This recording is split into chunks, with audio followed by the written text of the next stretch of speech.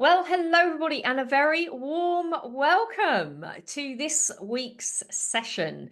Today, we are talking to the fantastic Matilda Keywood of Specific Global Recruitment. Matilda, it is lovely to have you on the show. Thank you. Thank you for having me. Well, thank you very much for being here. So, Matilda, would you give a quick intro to our listeners about yourself and your business and where you're based? Yes, so I am actually based in Gibraltar. Um, I have a computer science degree, so I've always been quite technical. Started in an agency as we all do, worked all the very technical roles, and then started my business about a year and a half ago, I think it was. Yeah. Great. Okay. Well, thank you very much. So let's go back to, I think it's actually about 90 days ago. Is it 3 months ago? When you first joined the Rocket program. Tell us a bit about why you joined and what you wanted to get from the program. Yeah, I joined because I was very, very overworked. I was doing everything by myself. I'd had a good year, but I hadn't taken a day off. I'd worked on the family holiday. I was in a really bad cycle as well of being really, really busy with loads of work and then suddenly really quiet. So when you're too busy, you're panicking because you're busy, and when you're too Yeah. quiet, you're panicking because you're too quiet. And it was just like that. Yeah. I just really wanted some consistency, and also I was aware I was working really hard, Mm. but I wasn't really sure I was working hard on the right things. Yeah. Um, and yeah, I think I wasn't working smart, as they say. So Yeah. I wanted some guidance on that. Yeah, and I know you mentioned to me about being, constantly busy, stressed, doing it all alone, which is also, isn't it, when you're a sort of solo recruiter, it's that stress and that push and pull of, I've got to do everything and I can't stop doing what I'm doing. Um, Tell us a bit about what your day to day looked like at that point. Yeah, so it was very much aware that if I switched off for a minute, that was it. There was no money making in. And I guess your first year of business, you're just like, I want to make this work. So I was doing all of the BD, all of the client meetings, all of the candidate searching, all of the candidate calls, all of my accounting stuff. Um, Pretty much anything, all admin, all operations, whilst just being a normal adult and doing all my cleaning and all my meal prep and pretty much just everything. Yeah, Um, that yeah, chief so of everything, as we call it, the CFO, chief of frigging everything. yeah, just living constantly very in an overwhelmed, Mm. high cortisol sort of state. A dangerous place to be, but I think many of us can Yeah. also relate to that. What for you? What was the tipping point that made you, get to that point of right, something's got to change? Um, Yeah, I think it was the beginning of this year, and I sort of looked back at how last year went. Um, and I sort of thought about the money I made last year and the money I wanted to make this year. And to do that was, I mean, in theory, I was going to have to double the amount of hours that I was working to achieve double the amount of salary. Mm. And I sort of just thought to myself, I don't think I can do it again. Like it was January, and I was like, I just don't think I can do another year of this. And I kept thinking, I'm going to have to give up this company at some point because I can't maintain a life like this. It was definitely very much affecting my home life. My partner actually did leave me. And I think a lot of that was coming. I mean, yeah, you can't be a loving partner when you're constantly running around really stressed out. Mm. So yeah, I think it was the beginning of the year and just like, can I do this again? Mm. Is where. Mm. Okay, and thanks for sharing that. What what was the first thing that you did then when you joined us? What was the first approach or strategy that you decided to make a change on? It was, oh, it was it stuck with me so much. And it was just such a massive realization. And it was the part in the course that was like, list down what needs to be done for success. Hmm. And then it was like, separate this into what needs to be done by you for success, specifically by you, and what needs to be done but doesn't need to be done by you. And I was just like, oh, like doing the activity, I was just like, oh my God, this is so true. I don't need to be like, I don't actually need to be doing these things. I need to be doing these things, but I don't. And then there was the guidance of let's go through that list, delete, automate, and delegate Mm. those things. And I just spent a good 2 days doing that one activity, and it just changed my life. Like I little things which you don't think are going to make a huge difference, but I offloaded so much stuff. I gave all the online accounting to an accountant, hired a cleaner, hired a meal prep company, just sort of like dished out all the stuff that I actually don't need to be doing. And it was so liberating. I finally felt a bit more in control of my own time. Mm. And then the course guided me to double down on the things that do need to be done by me. And it was just great. It was like the first time in a while I thought, I'm actually making most of the time that I have, Mm. rather than thinking, I've got no time and I'm not really achieving anything. I was like, look at what I've done today. Like I've done meaningful things. So Yes. yeah, and that was like at the start of the course. It was, yeah, it was a fantastic, it was really good. It was a really good experience. And what you're talking about here is that realization, isn't it, of your unique abilities, like your genius, as you say, flow state, your genius zone is in a particular area. And this will be the same for everybody listening, which is that we all have skills in certain areas. And it's actually allowing ourselves, isn't it? It's nice when you get that liberated sense, as you say in those words, of like, well, actually, I can lean into what I love. I can lean into what I'm really good at, my superpowers. And I can actually say it's okay if I don't do the things that I don't enjoy, that I'm not so great at, that I Mm. don't get great return for. And actually, I can, delegate those to somebody else. Our classic saying that we share, which is, your shit is somebody else's gold, because someone else Hmm. enjoys that task and they're brilliant at it. And if we're not, then to actually accept that, why are we trying to make ourselves good at something that we don't enjoy when we could double down on the things that we do enjoy, a bit like Pareto's law, and we can then get, 4 times the return for those hours. And that's really what you're talking about here, isn't it? Focusing yourself on those areas where you're really good, doubling down on that, and therefore you get more time back, but you actually get greater productivity out of that time. Yeah, yeah, and that was yeah, definitely the next thing that came up, and that was a big impact for me. I think I was under the impression and belief that if I wasn't in burnout, hating everything, I wasn't working hard enough. Mm. And I like associated burnout with you're putting enough effort in, and this course just made me realize that like that it doesn't have to be that way. And like you said, you don't have to feel guilty for enjoying your day job. Mm.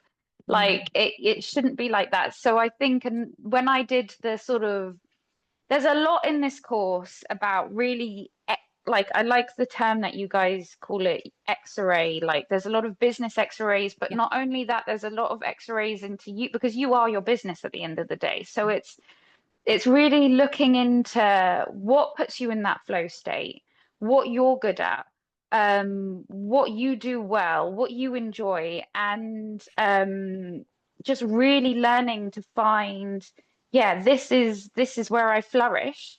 And yeah, I think learning about yourself and letting yourself get into that flow state every day. They always have that saying, don't they? Do what you enjoy and the money will follow. And I always used to think that's ridiculous. You can't just say Yeah. that. We can't live life doing what we enjoy and the money will follow. Like that doesn't work. But actually, when you look at it in the way the course presents it, it's true.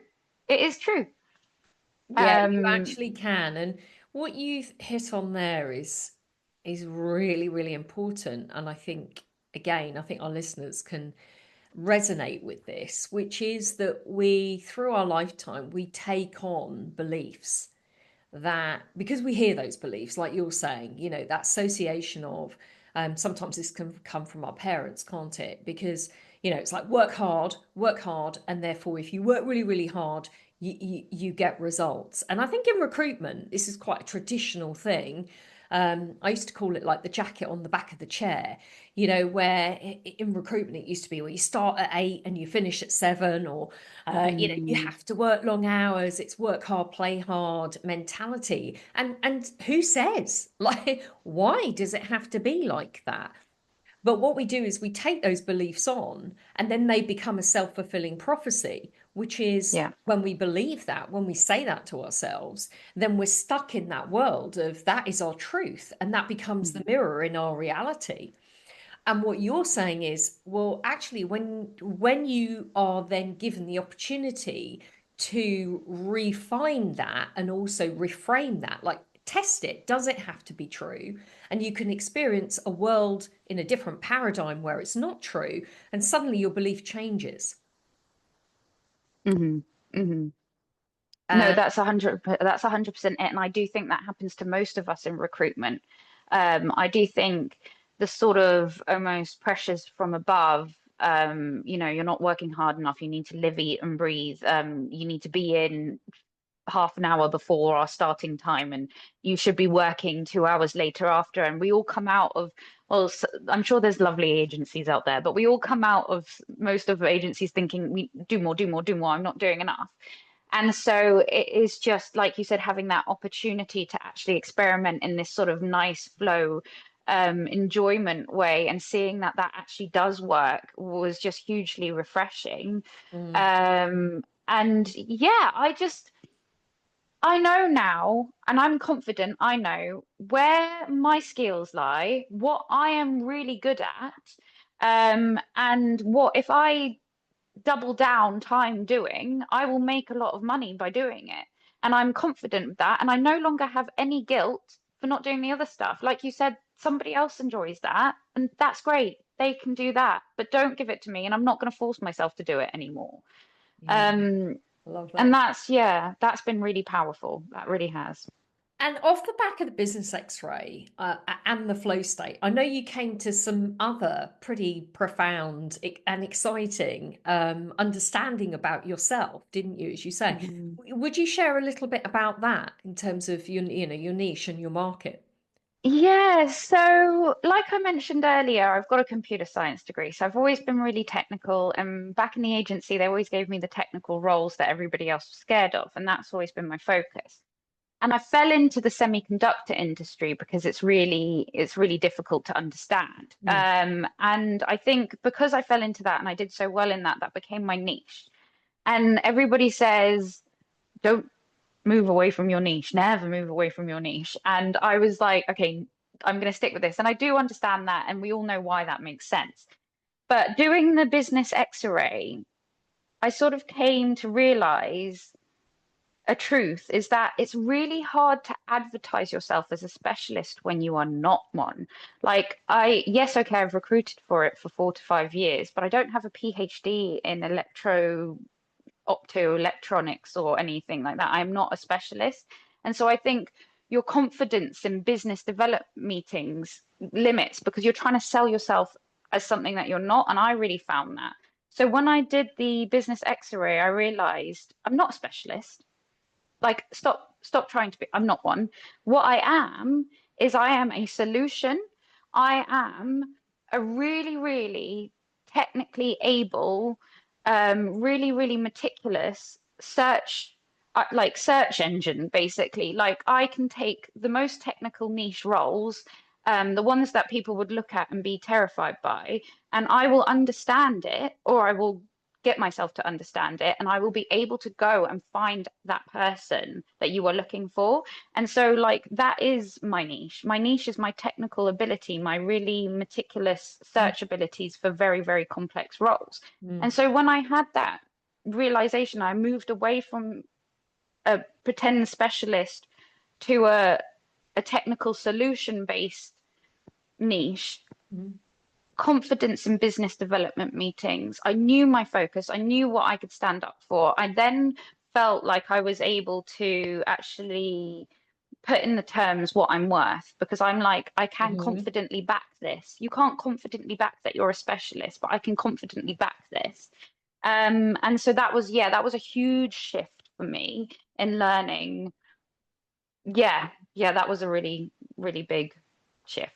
Yeah, understanding your skill set, and that's what you're saying, isn't it? And Mm, understanding where your skills lie, what your unique abilities are, and then how you leverage that in terms hmm of your service offering. hmm Which is a big, big difference, because I think you're right. What you've opened up there, hopefully for people listening, is that, sometimes again, our perhaps pre-understanding of what a niche is it's got to be a specific market, when actually, hmm when we build a business by design, when we build a business around ourselves, which is really what is the most important thing to do, whether you're in recruitment or any other industry, and you're a business owner, you're an entrepreneur, how does that business want to work around me and my skills? And that's what you've refined, and that's what you've got absolutely crystal clear on, and then put an hmm offering together to that. So would you mind sharing people what difference that's made for you now, and where that's taken you on the journey? Yeah, so I think, well, this course has changed. This course has created a new path for me that was definitely something I hadn't even seen or considered beforehand. And it's been a bit of everything that we've discussed. The focus on being happy in your flow state, learning what you should double down on that makes you money, and also that change in my niche or my speciality. It all made me realize that I wanted to get a partner, because, like you mentioned before, what I don't like doing somebody else would like doing, which is something I'd never considered. I always thought I have to do this by myself because nobody is as good as I am. Yeah. And so I was like, if you'd asked me a year ago, do you want a partner? I'd have said no, I do not. I never want to work with anyone. But I came to the realization that that's, like you said, like, it's good if I want to focus on what I want, I need somebody who is opposite to me, who likes doing what they want. So I ended up choosing a partner who I'm very, very grateful for. He's an amazing, amazing recruiter. I've met quite a few of them in my time, and I knew if I was ever going to partner with someone, it would be this person in particular. And it makes sense, as well, because obviously I now know my speciality is really technical niche searches, and that's what he does as well. So I partnered up thanks to this course, which has also had huge implications on my work-life balance, because it's not all on me anymore. So that's been another fantastic thing. But yeah, we've teamed up and it's going so well, and it's completely opened me up to this new opportunity. The work we're doing is so much better. I'm basically now making full use of the skills I have, and the money and the opportunity has definitely followed. So yeah, it's been life changing. Brilliant. And when you say, the money has followed, what difference has that made for you in terms of, where you were pre the course and where you are now? Just even in terms of context on value of the things that you're working on. Yeah, so previously to this course, in the first year, like I mentioned, I was working really ridiculous hours. I wasn't even holidaying. I worked on my family holiday, yearly family holiday. I was working on that. Um, and I came to 100K at the end of the year. Mm. Um, and I sort of thought to myself in January, I want to double that. I want to make 200K this year, but to do that, I'm going to have to double down on the amount of hours that I worked last year, hypothetically. And that's very, very difficult and unachievable. Whereas now, um, well, now I had a phone call with my partner, my business partner, the other day, and we were discussing very casually, what do you feel like making this year? Are you thinking 300, 400, 500K? And that's the sort of pipeline that we're looking at. And I sort of like looked back and I was like, this has all come from me focusing on doing what I'm best at and what I like doing. Mm. Um, so yeah, to be making those numbers and actually doing the parts of the job that I like doing. Um, yeah, Yeah. what more do you want, really? Yeah, exactly. 3, 4 times your return, and you're doing the parts that you love. Who wouldn't? Who wouldn't want a Yeah. piece of that? You're absolutely right, and that's the key thing about getting an understanding of who you are, where you're most in flow. And most of us, because it's interesting what you say. Like a lot of us don't actually even realize what our unique abilities are and our strengths are. Mm, Um, so just for people listening, off the back of this was where Matilda did part of a profiling system that we use with our clients. So that's what's helped her to see that. And I know that when people hear it, they go, "Oh my God, I absolutely know that that is me." So that's yeah. great. Well, thank you for sharing that. Now, let's just talk about as well some of the results that you got, because I know you use some systems that changed everything for you around your business development funnel and your approach to business Hmm. development. Would you mind sharing some information on that with people? Yeah, I think for me, one of the particular systems that really helped was the marketing CV one.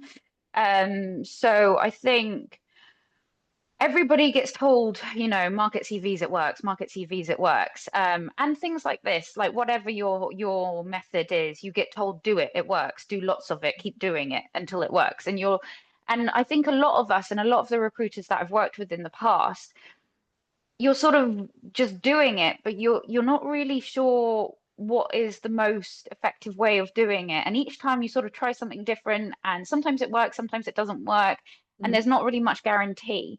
And I think this is where it goes back to another reason that I started this course is just having that clarity on what to do. Because, like I mentioned, working hard's never been an issue for me, but I wasn't sure if I was working hard on the right things. mm, And this course really sets out, it's just very clear. It's like we've got a proven and trialed system. If you do it, it's going to equal success. And it's as clear as and easy as that, right? So I really like marketing CVs. There's a good system that you guys teach us of how to market CVs. And there's a lot of realizations in that, like people don't get back until the fifth message and things like this. And I just didn't even realize these things or know these things. And now I've done it, this marketing CVs system, for 6 candidates now, and all 6 I've placed. And it's, yeah, it works. I mean, what more can you say? It works. It's clear. I know what to do. It's 100% success rate. So yeah, and once you get it into place, you can sort of leave it to do its own thing. And there's no more questions around it. There's no more uncertainty. There's no more trial and error. It's just clear. This will work if you do it. So yeah, yeah, that's been really helpful. yeah, and you're right. And there's also, isn't there? Because we can try lots of different things, can't we? And Mm. often, again, I think, you and I and others, I'm sure, can resonate with this, is that quite often what we do is we'll try something and then we don't get an instant result. So then we think it's the process that's not working. So then we try something else. And then we think, Hmm. oh, I'm still not getting a result. So we change it again and we try something Mm. else. But the difference of what you've applied here with this approach was one, I think, because it was coming from, if you like, a proven framework. You Yeah. trusted it, you believed in it. So you leaned in, and as we say, consistency trumps intensity. So you did that. I think your insight was, wasn't it? It was like the fifth message that actually that was where the Mm. gold was. And Hmm. so you were persistent. You didn't give up. Whereas we know that what, 50% of people give up after the first Mm, approach. Um, so you leaned into knowing that it was a proven process and that it worked, yeah. and you followed through on it. Yeah, and that's it. It's just having that reassurance that what you're doing is going to work, and then you can really, really get stuck in with it.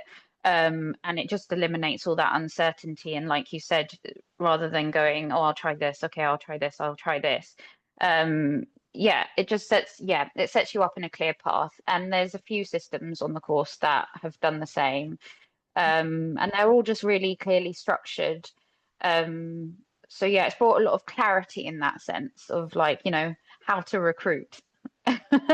Yes, and that's the other it's an interesting part because again, I think a lot of people we were talking about this earlier, weren't we, before we jumped on, which is that, people see it as in I'm just going to learn how to scale my business, and in their head they're thinking of that traditional way of scaling, which means right, more clients, more candidates, more team Yeah, yeah. members, juggling more. But actually, what's inside of our system is quite the opposite, which you very nicely highlighted today, which is we're actually totally different to that. We're the flip side, which is hard to get your head around until you actually come in and see how it works. But actually, we're about working in flow state and less is more. And I think and also you've also touched on mindset, because mindset is the most powerful activation for your business. If your mindset is in the right place, which is that of self-worth, that of confidence, that of courage, Mhm. that of predictability, that of a knowing that you're going to get a result from something, and it's strong and it's empowering, you can lean into changes in your business, and therefore you'll get the results from them. If your mindset is actually in a place of lack, or lacking in that self-worth, or thinking you're not good enough, or not, or you haven't got the skills, and therefore you only know what's in your head, so you haven't got the process to lean into, um you don't see your business move in the same direction. They're very different, aren't they? What would be your, having been through our course, what would be your sort of insights or Yeah, thoughts on that? yeah. Mindset has been a huge part of this course, which you don't actually expect it. Like you said, you sort of think it's going to be the sort of traditional ways forward, but it's actually hugely a mindset shift. I love the mindset this course has given me. I think the confidence thing has been huge. I really know what I'm worth. I'm very good in a business development meeting now to be like, actually, if this doesn't work for me, I'm going to say it. And that's okay, and knowing that that's okay. Mm, And yeah, having that confidence. But I think again, you can't just say, oh, I'm going to change myself and have that confidence and have that mindset. You need to have the backing, and mm, that's where all of this business X-ray and learning me and my character, which is a creator, and all of this backing information and deep delving into you and you as a business owner then allows for that mindset shift. mm. And that has been huge. I mean, I was writing notes before this call, and you can just see, oh, liberating, liberating, liberating, because it all really has. I think also the mentality that Rocket gives is the JFDI mentality. And oh, that's just, it is so true. We all, in every one of the teachings, it's always just like, get started, don't think about it, just get started. Anything is good. And that's so true because I think we all overthink ourselves out of things. Mm, And there's so many things that we could be doing and we know we could be doing, but we're like, I'll wait for a better day to start, or I'll mm, start that then. And this course just teaches you to just jump in and think later almost, mm, which sounds a bit rash, mm, but it really isn't. It's not until you do these things and learn from them, you're not going to advance. So it's that mentality of just, let's go for it. Let's give this a go. We're only going to find out if we try. And yeah, I kept just starting things. I mean, because of this course, I started and trialed a lot of different things.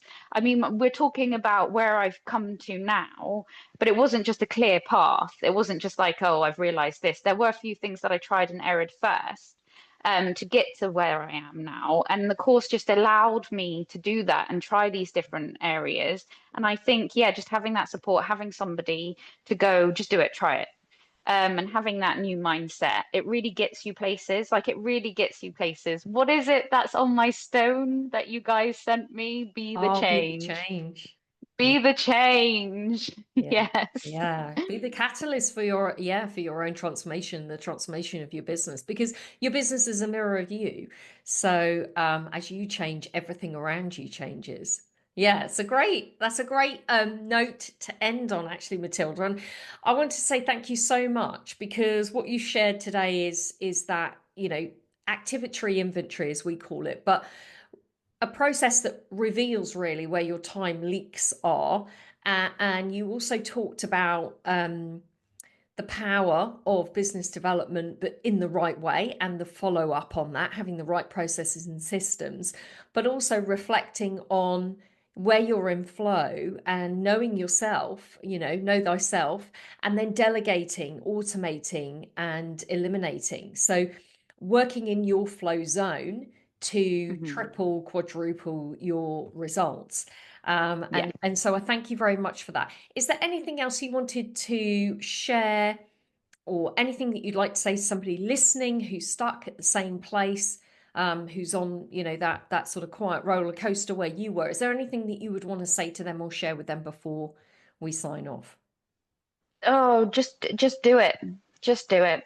Just if you're even contemplating, if you're even in a position where things aren't going slightly right, just do it. Just do it. JFDI it. JFDI. Lovely. Oh, Matilda, thank you so much. And you certainly are, a golden example of the JFDI, and the results that you've got are all down to your own hard work and input. So really, congratulations to you. Thank you. So, if you're listening and you feel like you're stuck in the same overworked, underpaid cycle, in that stress, please, no, you don't have to stay there. If you want to be like other recruitment business owners like Matilda, and reclaim your time back and your confidence and grow your business to where you want to, then I'm going to drop a link below this podcast, and you can access how we help recruitment business owners scale to seven figures and beyond, without any stress and overwhelm, and really leverage their team and systems. So, Matilda, thanks so much for being with us today, and we'll see you again on the next episode. Thanks for watching. Thank you.